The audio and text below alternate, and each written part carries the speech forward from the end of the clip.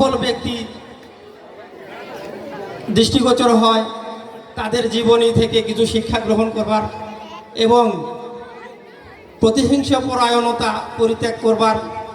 আর উপদেশ অনেক সস্তা জিনিস, উপদেশ দেওয়া যায় কিন্তু উপদেশ মানা খুব কঠিন। তাই বিশেষ কিছু না বলেই তাদেরকে আমি শুধু তাদের জীবনের উন্নতির কথাবার্তায় চিন্তা ভাবনায় রাখতে বলবো।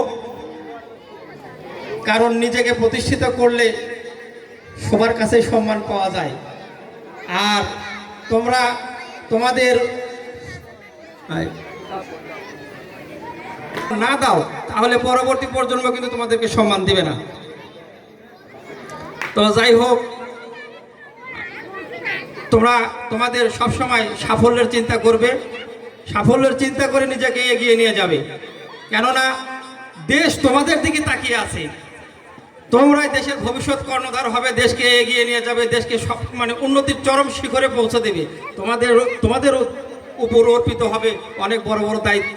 এই দায়িত্ব পালনের জন্য তোমরা নিজেকে প্রতিষ্ঠিত করবে, ওই দায়িত্ব পালন করার উপযুক্ত করে গড়ে তুলবে, এই আশাবাদ।